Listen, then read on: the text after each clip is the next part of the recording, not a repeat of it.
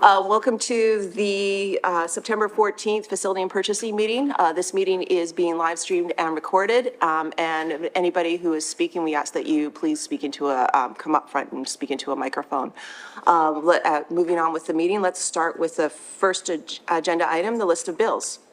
Do you have any questions? Anything? Are we, I have no questions. Is there any, okay to move these forward? Yeah. Okay. Next item on the agenda, the purchasing report. Oh, sorry, I should ask, does anybody from the community have any questions on the list of bills? Okay, so next item, purchasing report. Good morning.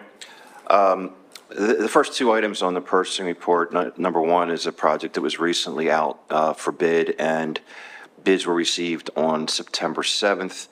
The lowest apparent bidder was Gessler Construction Company. There is the base bid, which involves landscape buffering along Owen Road, and there were four alternates that covered other sections of the Arnofield property where buffering was proposed. The administration is recommending that the bid received from Gessler, the low bid, be accepted with the base bid amount of $112,000, and also include in the contract bids alternates number 1 through 4 inclusive, which will bring the total contract amount to $176,000, $176,750. If you want me to pause there, or I can go to the next item. Let's, they're different enough. Let's go with it. Any questions on this? Yeah. I just wanted to clarify for anybody who's watching that we as a board reviewed recently that anything where multiple bids were sent in, that the state requires that the district accept the lowest reasonable bid, hence why Gessler was selected.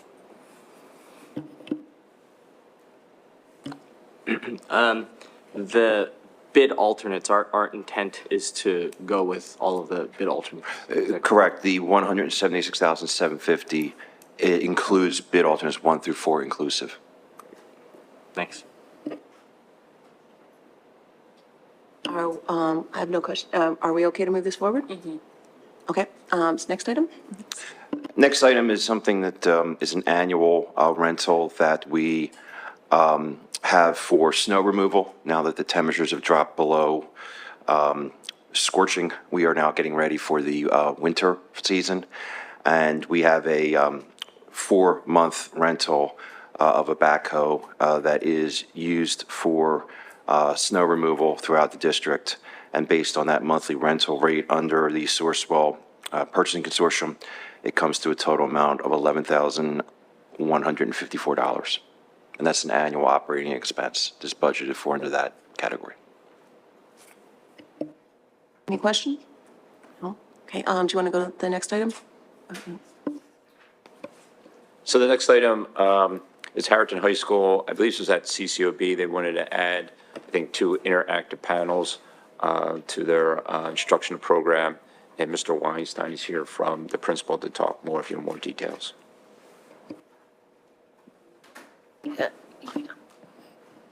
No. Good morning, everybody. Last week at the Curriculum Committee of the Board, I presented, we hope to purchase 2 ClearTouch interactive monitors. In our library, we're trying to create learning spaces. We rented a ClearTouch monitor to make sure it was something that we were interested in. And after using it the latter part of the last school year, it was very interactive. It served a lot of purposes. So in the library, we're creating teaching stations, and without a visual anchor, which we don't currently have one of our own, we have one rented, it's more challenging. These are mobile, so it allows us to do multiple things with it, including teach at those learning spaces with a visual interactive anchor, as well as we bring professional development frequently through our library.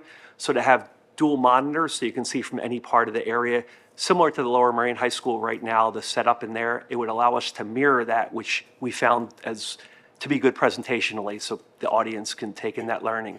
Because we have a lot of people come in and use that space, not only in school during Harrington, but also for district time, it would be we think it would be a great investment, and we're excited to have it. Do you have any questions? It sounds like a great piece of technology. When you're talking about using it in the library, I've never been to your library. Is there the flexibility to sort of cordon off certain instructional spaces so that, or would it be so that if you were using it in the library, everybody in the library was getting that lesson? So I'm glad you asked that. It allows us to do that for a large presentation, but also, I think you just said, like, portion off the library. The library is a pretty large space, so we'd like to be able to teach a class. Last year, you supported us in creating furniture that will allow spaces for areas like STEM education. We have a maker space at one area of our library. We have two dynamic professionals in the library, Caitlin Jacksheimer and Laura Huddlemeyer, who do a lot with technology, with learning in all areas, research-based things. So more direct to your question, it allows us to move those interactive panels to where we would want students to learn from, including outside of the library if need be, and that also happens. That's great. And that rings very true. Librarians are always at the forefront of seemingly everything. So glad to hear they're doing a great job. Thank you. Peter, do you have any? Yeah, I appreciate this too. It's the interactive technology. And I understand they have about an 8-year lifespan, which seems like a decent lifespan for some technology like this as well. Thank you. Okay, thanks. I should say, first, let's see, does anybody in the community have any questions on any of the items on the purchasing report? Okay. And then do we have anything to move forward? Can we, are we okay with moving everything forward? Sorry, distracted by.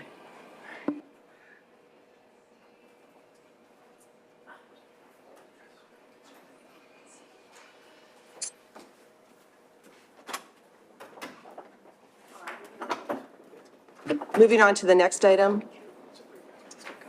Yeah, is the district contracts, and Ms. Fraser.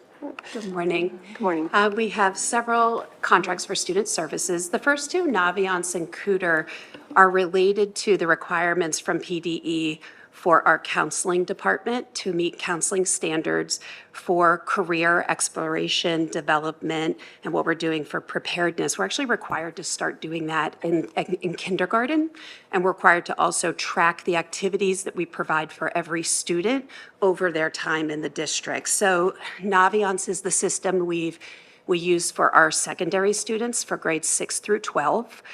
It's also a platform for college applications and sharing things with colleges as students reach that point. And Cooter is used in grades K to 5. These are both renewal contracts. Naviance is very similar. It's actually a slight reduction in cost. I mean, like hundreds of dollars. It's not very much at all. A slight reduction. And Cooter is a slight increase. I think our bill in 22-23 was around $6,300. So that it has increased in terms of the cost, but we use this for all of our students in grades K to 5 for career exploration. Beata is under health services. Last month, we had talked about Chadsford Health. We use multiple agencies to support with our additional supports for RNs. As I talked about the last time, we have a critical shortage area in this area. We are typically 4 to 6 staff nurses short of what our staffing allocation is, just because of the shortage in the field for this high-need area. We use this service, Beata. It's a renewal contract. We've used them for many years. We use them to provide extra support for coverages for staff shortages, for extracurricular activities, field trips, athletics, as they're able to provide. We use multiple agencies because even with that, we sometimes have trouble filling what our needs are, because they also have trouble with staffing. This is $55 an hour for an RN. That is a slight increase. The last contract was $53 an hour, but again, reflective of the critical shortage in this area across the country.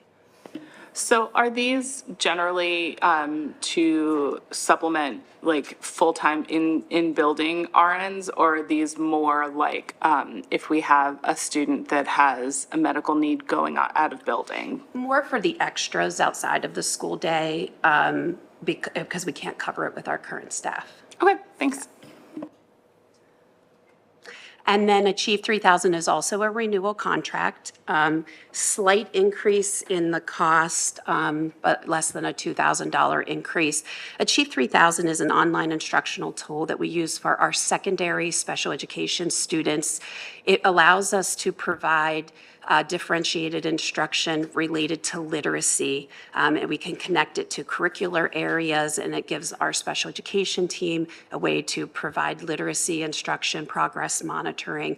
It's a really valuable tool that we've used for several years now. So is this something that's just for tracking, or is it for also for providing supports as well? No, it supports as well. Supports as well, okay. It's both. What's nice is it's responsive to students' instructional level. So when they first go into Achieve, the system responds to where their reading level is and provides texts that are then at their instructional level, so we can continue to see progress in their reading skills. Oh, that makes sense. Okay, any questions? Okay. Thank you. Okay. First, is there any community members who have questions for Ms. Fraser? Okay, thank you. So we also have one contract on the agenda. This contract was reviewed by CCOB this past week as well, and that contract is for Ableton. If you recall, last year we brought you 2 new courses to approve, and they were Music Technology 2 and Music Technology 3. This is software that's associated with those 2 courses, and what it allows us to do is have students record their music. And so there's actually student licenses in addition to what you see on this contract that equate to $5,724,000. The Ableton Push 2 that is in front of you right now allows the students to interact with the software that connects their piece to the computers. And so it's more like a hardware product than it is a software product. Can you say the number again? Sorry. For the students, it's Yes. $5,724. Okay. This itself, obviously, is $14,246. So they go together. That makes more sense. You just said 1,000 twice at the end, and so it sounded like it was $24,000, and I Nope. just really wanted to be clear. Thank Nope. you. No, it would be here if it was $24,000. And just for the public, this is, if I remember correctly, this is specifically classes that were our music and technology and online and creating music that can be also created on platforms and shared. Yes, and it's specific to this course alone, so it's only for the high school for this particular Right, course. right. Yes, yes. Okay. Do we have any further questions? How's that course going? Are the kids liking it? It just started. Oh, So we're a week and a half in. I'll come back to you in the middle of the year and tell you how they like it. I'm just excited because it sounded so fun. I would like to take it. We talked about that when we introduced it in the spring. It does look like it's going to be a great course. So we'll see how it goes, and we'll keep monitoring it as the year progresses. We'll start new PDs where it's just us getting to go and go back to high school. And create your own music, right? Yeah, like that idea. Is there any questions from the community regarding any of the contracts? Okay, are we okay to move these forward? Yes. Okay. Next agenda item is Rally Bus Status Software.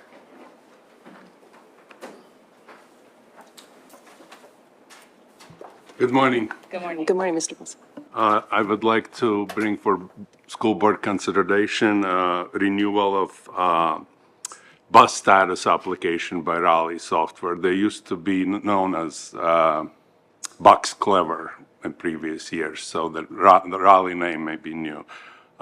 We've been using this app for 7 years. They also included $1,500 a year discount because after we started using, some other districts asked us about it, and I referred them to the company, and there are other districts now in Montgomery County that use the same software, so. So this 2-year contract, and so we'll just be, I'm just thinking back to the policy meeting we had, and we were having discussions about this, the software and that. So we're going to be doing it for 2 years, and then we'll just see what's going on for if we have any changes we'll make in the future. And that. Yes, the 2-year is the minimum length of the contract they're offering at this point. And yes, during those 2 years, we're going to look at a transponder app, There may be some policy framework required around it, and eventually we would like to move to the live GPS location for parents, but that's probably realistically at least 2 years. Yeah, even if we decided to today, it probably would take that long to move. Correct. Yeah, okay, appreciate it. Any questions from the board? Any questions from the community? Are we okay to move this forward? Okay, thank you, Mr. Wilson. Next item is RF Design Integration, a five-year service and maintenance renewal agreement. That's me also. Oh, that's you as well. I That's- forgot. That's our school bus radios that we have on our school buses. It's, I don't know how we were able to operate without radios. We've been have them for about now 7, 8 years.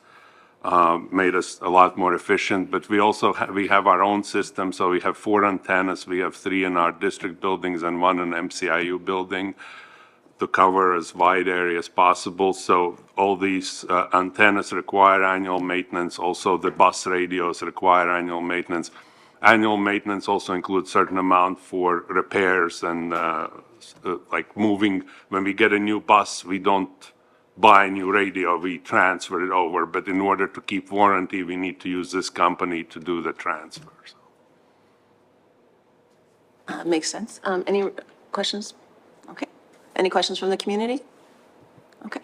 Well, thank you. And Thank you as always for your support. thanks. And If I could just take a moment to thank Mr. Vilsons and his team, now that we're into the second week. Today is the 8th academic day, not that anyone's counting.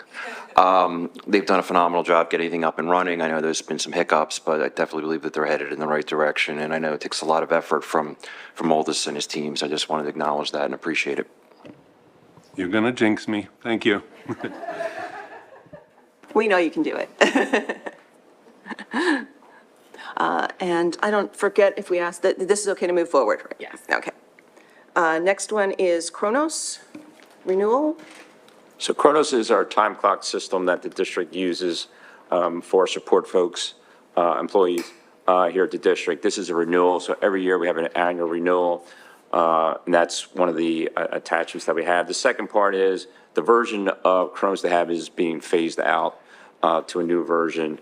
So there's an upgrade also, which is the second item that's on the agenda. And Mr. Demkin from the HR department is here to go into more details regarding this upgrade in the system. There we go. Sorry, not used to being here. So as Vic said, the current renewal is up, but we also have a way, we know we have a system that's sunsetting in a year. We were offered a discounted rate to do that now, and that would ultimately save the district about $50,000 down the road. So we need to renew, but the upgrade would be nice to put in place now because it is a different system where there's a cloud-based element to the system that'll allow us to do some more things with efficiencies within the district. And again, they're getting rid of the platform we operate, so we're kind of in a spot where we need to move forward with that. At some point, by doing it now, it's saving us potentially $50,000 down the line, which should be for 2025. July 1st, 2025 renewal is when that would hit. So by doing that now, they're saving, about $40,000, or I'm sorry, $50,000. Okay, thanks. I like to hear savings. Any question from, You like the system? It's functioning well for what you need? Every time clock system has its pros and cons. Yeah. We are looking at alternatives as well. Just the timeline it was too good of a deal to kind of pay us up with the timeline. To vet a system and implement a system, you're probably looking at least 12 to maybe 15, 16 months. Okay. Because that would require hardware upgrades. So there would be changing platforms, would also have an additional cost of equipment. You'd have to replace all the time clocks, and you're probably looking at an expense of probably Yeah. 6 figures to do that. Okay. And we may end up here anyway. So I appreciate your candor. Where in these agreements are the costs associated with the upgrade? I may just be missing it, but I'm not seeing any there was upgrade. there was a renewal, and there also was an upgrade. So version Peter, of it. if you look at the one attached, right, I think it says WFR packet quote. Yeah. And you can see there's a one-time setup fee of $27,750, and then $73,926 is the Okay, upgrade so that cost. setup fee is the upgrade fee? Correct. Correct. And then what will happen is the $65,000 renewal fee gets credited against this cost here. So what's the total number? So we're the total looking at? number is $101,676 is what the total outlay is from the district. Now, in addition to that, we're still working with them. There is some credits due back to us because we're going through the system. So there's another possibly 10,000-ish that will be applied to that also. So it'll come down even more. Okay, if next time when we're going through the meeting, if we could have that total number put in board docs for us, We'll that'd be put really it, we'll put it helpful. on for the agenda. Thanks. Just so I understand, so this software, the only thing it does is it tracks time. It's just like a It's the time Clock. clock for all support staff. clocking in, clocking out. Clocking in and out, and it also does all of the leave time accruals and rollovers, and on the back end, it feeds the payroll system. It's a very important system for how we operate with payroll. So it's like all your sick days, vacation days that folks, so it tracks all that. And then as Eric mentioned, like all our support folks, employees have to swipe in to get credit for their work hours, and that's how it feeds into the payroll system to make sure people get paid. Right, but there seems to be overlap, like, for the time piece as a separate functionality makes sense. But some of that stuff that you're talking about, isn't that built into our HRIS? Time, So isn't there overlap there? Right, We use- like leaves and vacations and all of those things. that, reporting that is through ASOP system, which is a separate system, and then that feed, the Kronos does the actual time clocks. eFinance is our payroll HR system. They do have a product, but that is something that we looked at in the past and could not do what we needed it to do. And that's one of the systems we are looking at again, because they have made significant upgrades when they merged with Power School. So that is something we're looking at. It's just the timing of this was such that to implement anything like that would take longer than our current platform aging out. Okay, but just so I understand, does this software manage only the hourly employees or like vacations for teachers? It does everybody. Oh, it does It's everybody. time, I'm sorry, it's time clock specifically for support staff, but it's the time, or it's the leave management for all employees. Gotcha. And support, Peter, is hourly and salaried employees Yes. also. It's all. So where are vacations tracked for teachers and administrators? When, like, reporting them or tracking them, because they're in two different systems. What's the system of record? Like what tracks? This system does. This system does, so this is all staff, not just support For staff? that purpose, correct. Okay, great. Thank you. Just to add a little bit, Eric is accurate. I think it was maybe 3-4 years ago, we looked to see if the eFinance Power School solution was a better solution for time clocks, and it was not. So if they feel that it's reached a point in its maturity that we can look at that again, certainly. But we did look at that about 3-4 years ago. Is there a reason why we use physical time clocks as opposed to just allowing people just to log in and click their time in with maybe like a GPS type of locations services to know that they're on site? The upgrade has those capabilities, and those, we looked at that in the past, and the issue was there was no parameter for location. I could do that from anywhere. Part of this upgrade is having that ability, but able to track it by a GPS location where you could potentially have it. Somebody could clock in remotely if they're within, I don't know, 25 feet of the clock. Like it would be able to pinpoint your actual location from if you're using like a mobile device. But that technology has gotten better over the years. That's why we want to go back and look at other systems too.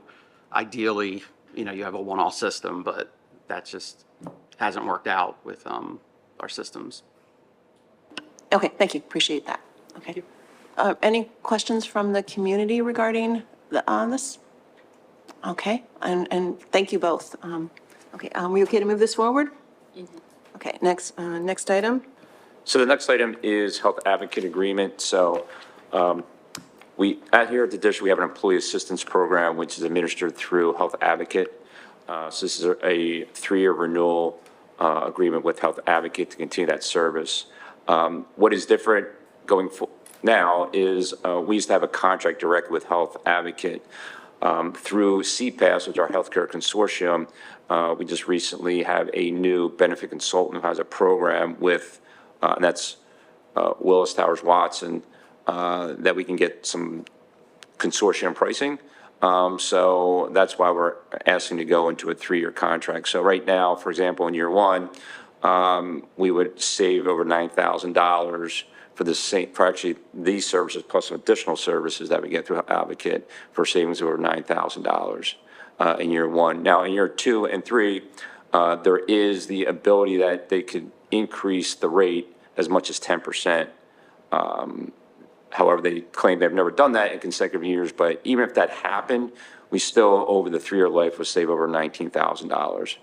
So, we recommend to move forward with this contract, and Eric is here to any specific details about the program, but it's been in place for, 15, 20 years, so we've always had an employee assistance program here.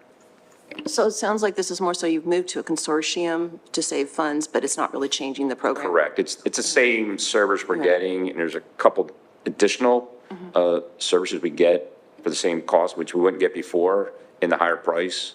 So yeah, it allows us to save dollars. So that's what we're looking to do. So nothing's going to change for an employee in the program. It'd be the same thing. Okay. They wouldn't see anything different. Okay, thanks. Any questions from you? Okay. Any questions from the community? Are we okay to move forward? Okay, thank you very much.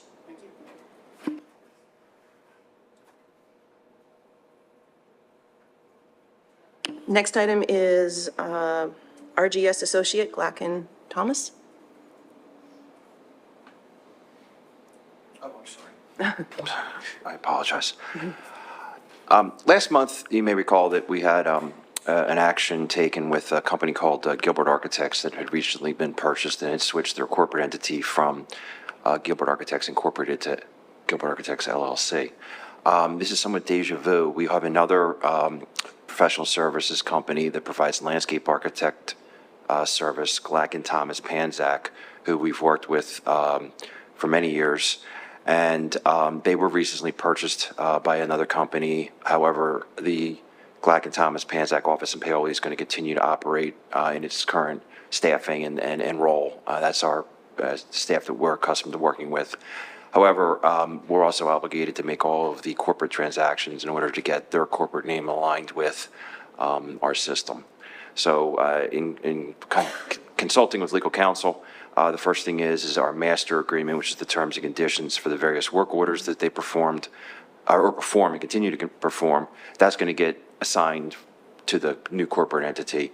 And then also, since we're doing the paperwork update, we haven't updated their rates since 2021. So we're now adding and incorporating in their current 2023 rates.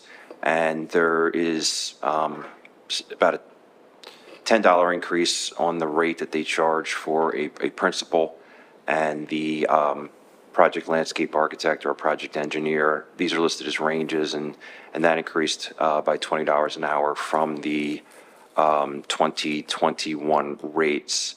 And again, I'm looking back here, we've had a master agreement with Glacken Thomas since 2014, and they've been providing services through that duration. Thanks, that makes sense. Any questions? Any questions from the community? Okay, okay to move this forward? Okay, thank you. Do we have am I seeing it on the agenda, do we have an update from Black Rock Middle School today, or? There are no change orders. However, Mr. Spar does have his monthly updates. Oh, So there. this is his call to the stage. Okay.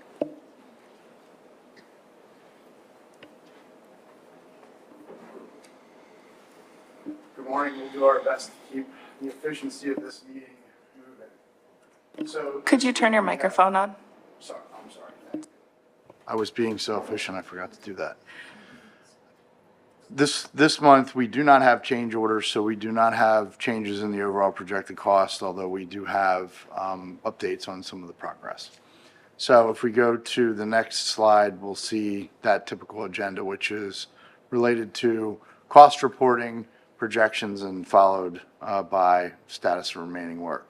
Contract summary for this month shows, and that's on the next slide, shows that we do not have any changes in the column that's second from the right. So you're seeing the same contract summary total that we had from the month of August. The reason that we don't have any changes is that we are down to one more change, which is a $0 change, which we'll process next month. And the rest of it are things that we're currently working out with IMC. The next slide shows a recap of change order causes, which again looks like last month for all of those particular cause choices on the left side, and there's no change through September.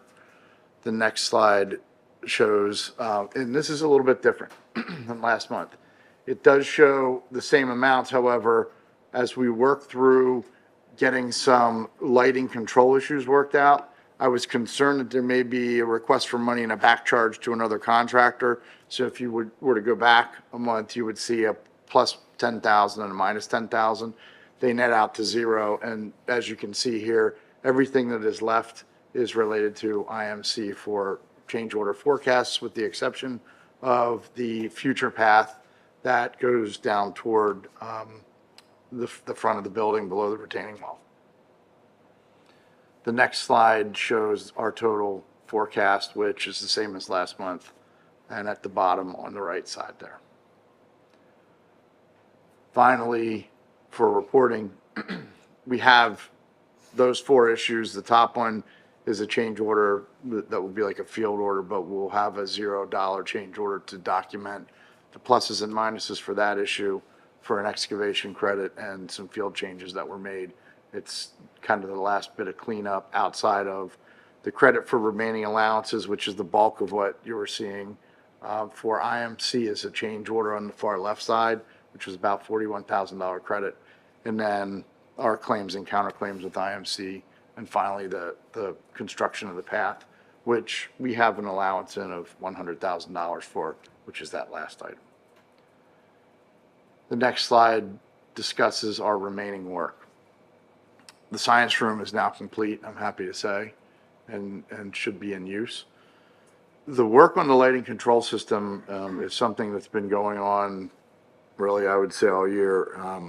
Mr. Pitts and particularly Mr. Schaefer from the operations group have really done a lot of work to help get those things corrected with the Hubble system that Burrow, who's our our electrical contractor, has installed.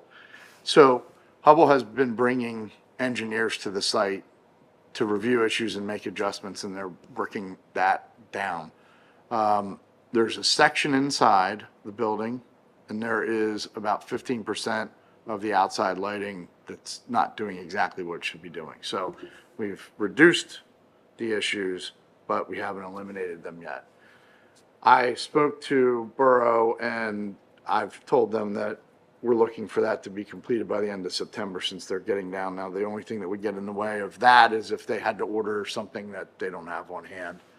But what I understand right now is we're working with modules that are they're not big system components. They're smaller components that are operating things. But in a control system like that, I can't make guarantees that it'll be quite that fast, but that's what we're trying to get them to do. And we obviously hold an amount of money on something that's not working like that, and we're holding that on Burrow. Finally, IMC is planning to continue work on landscaping punch list. They're tagging at nurseries this week, so they're going out with your professionals for the project, saying, yes, we like this plant, no, we don't like that one, tagging the ones they like so they can bring them out. I have been told by IMC that they're intending to do this within 1 week, and that is the last week of September, which is what we've reported here. And that's what we have for our update for this month. Thank you. You have a question? Thanks. Could you talk a little more about this lighting control issue? Like, is it things were installed improperly, or some of the equipment is faulty, or it's a programming issue? Like, what are we talking I about? think when it started, it was a little bit of all of that. I'm not completely sure it's not still potentially all of that. Mr. Pitts probably has some more detailed information. To Mr. Sparr's point, it is a combination of a lot of things. It was partly firmware within the devices. They basically did,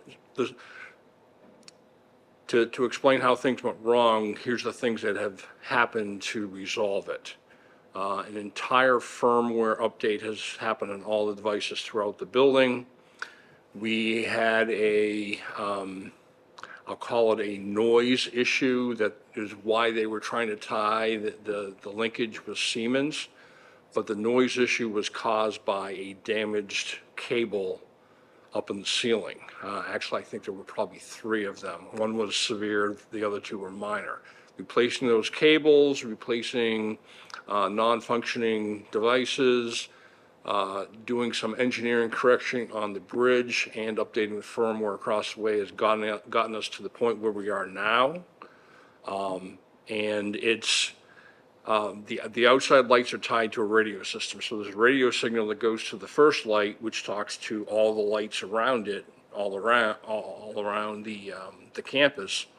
And we're still tracking pole by pole which devices are not making the communication. Internally, we believe it is just one more module that we need to track down.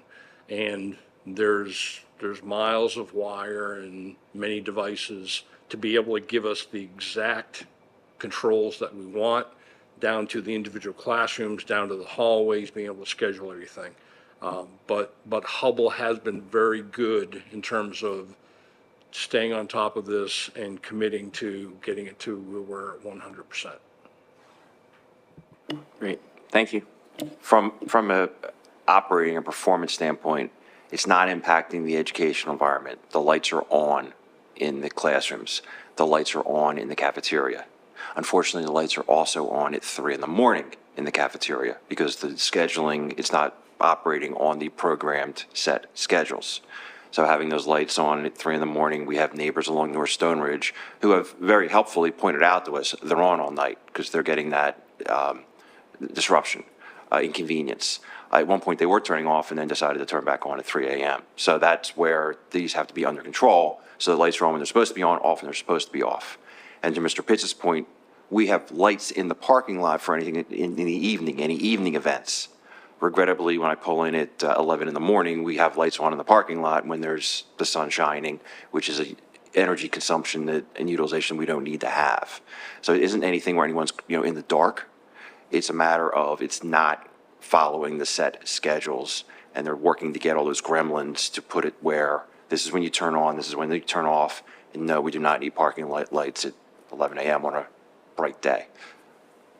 Do we have an idea how much we've spent on energy for times that we really didn't want the lights on? We could run some estimates. I mean, I know going into the first year of a building, you're going to have hiccups like this. So you kind of have to recognize your first year operating costs in any building are going to be higher than what they Right. will or should be, because every system is still out of alignment. Inky, yeah. But, now that we're a solid year in, we've taken the position of this is no longer we'll get back to you. This is fix it now.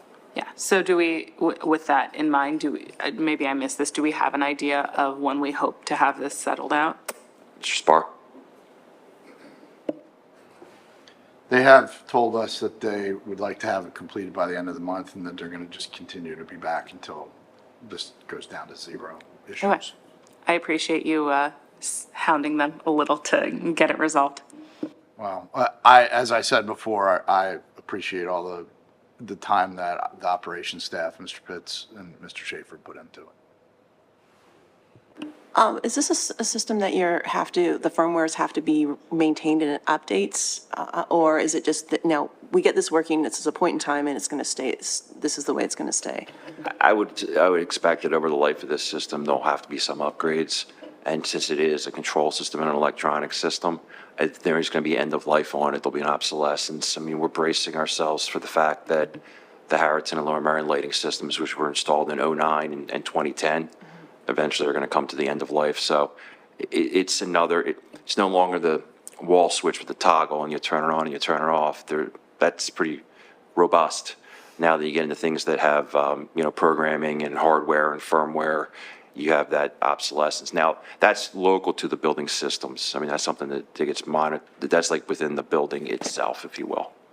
So I was just concerned about if we do firmware, and many times updates cause programs to no longer work, programming no longer to work.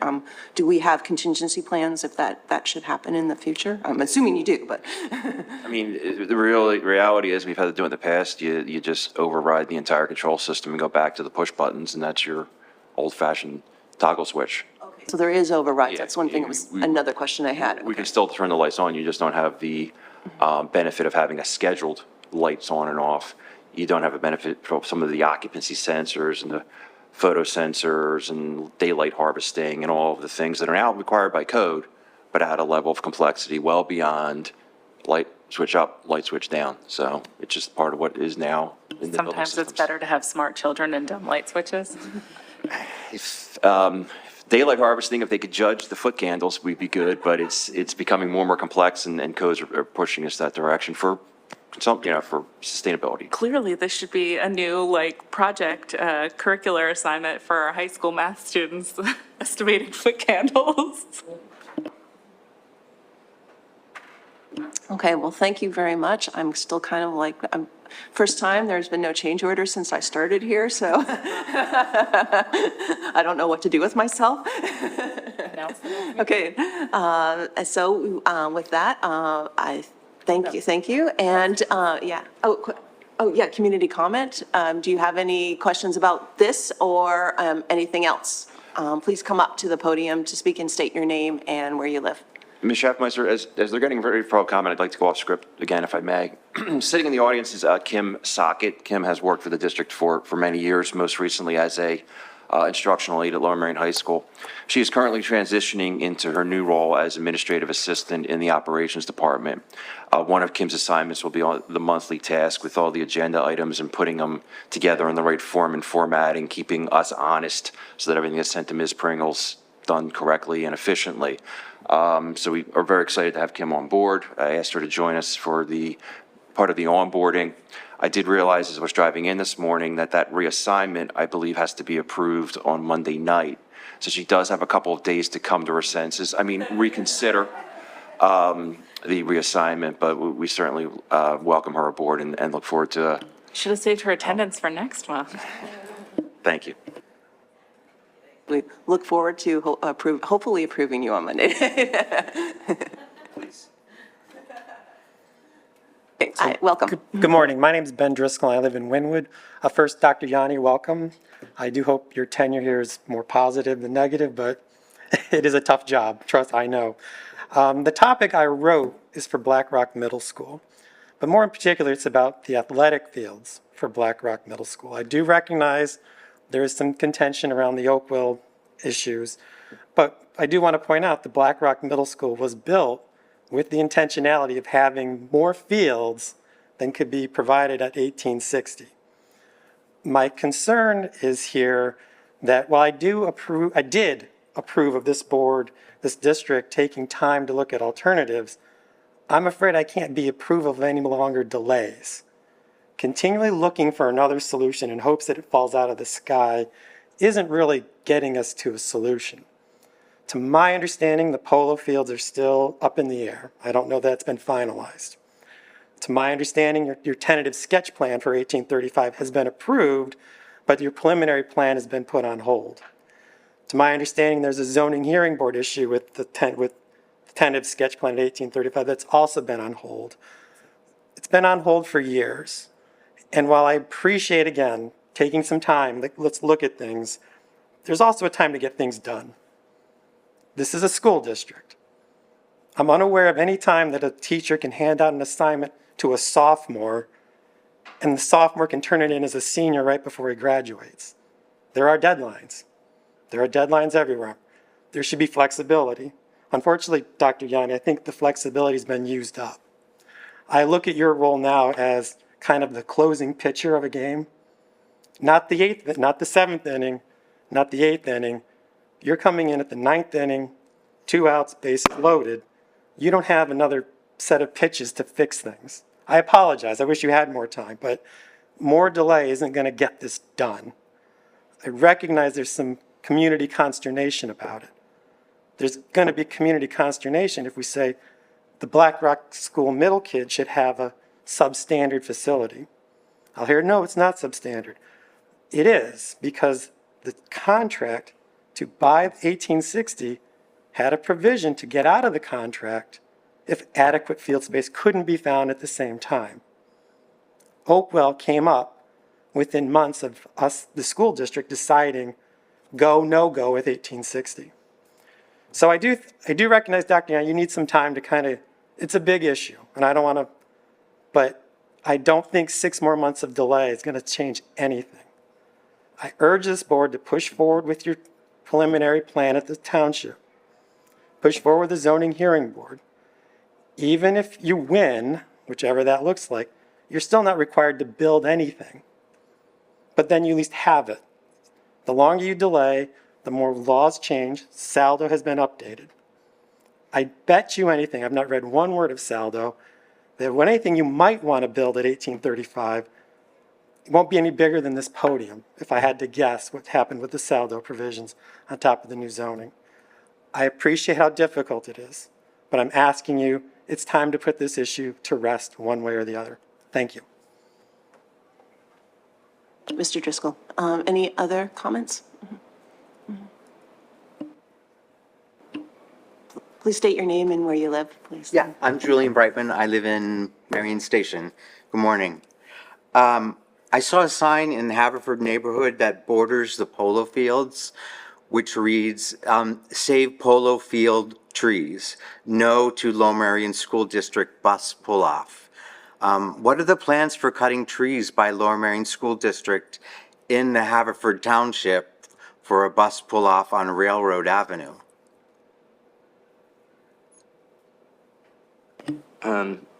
Any trees that would come down would be a requirement of Haverford Township. Would be what, I'm sorry? Would be required by Haverford Township. It's not the school district's intent to cut down any trees or build any bus pull-offs. That's not mandated by Haverford Township. Okay, so it's still being considered, the bus pull-off? If Haverford Township requires us to build a bus pull-off, we will build one, but it's not our plan. Okay. Because Railroad Avenue is quite narrow. It only has sidewalk on one side. These are mature shade trees that buffer a large portion of the field. Why would they, do you know why it was being considered? The concerns are about traffic patterns, I believe. But I would ask Haverford Township. Okay. Is there an issue with the parking that's already there? The parking lot only has a 1-lane in and out that buses can't fit into. As well, that parking lot itself, there's no place for buses to turn around.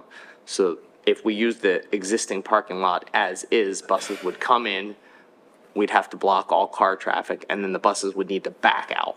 Okay, the buses use it regularly. And, I mean, how much more does it need to be widened? And it's a really long parking lot. Correct, but it's the width of the parking lot. When there are cars in that parking lot, there's no place for buses to, I can't comment as to whether buses use it all the time. My kids played soccer there. I've never seen a bus there, but.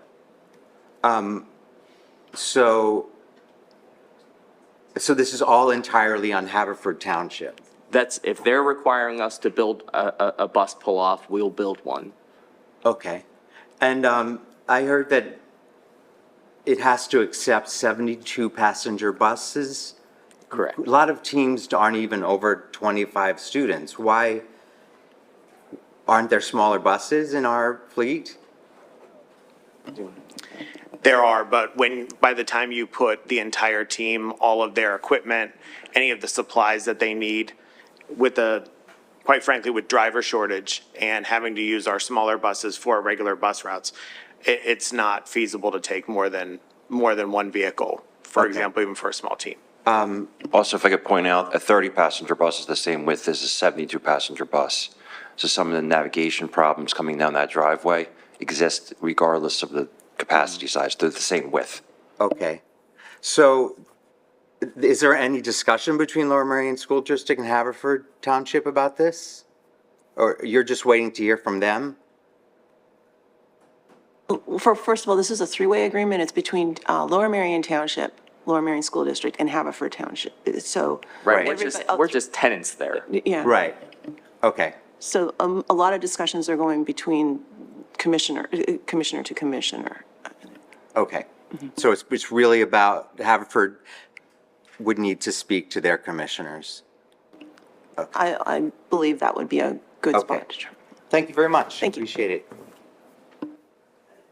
Any other comments?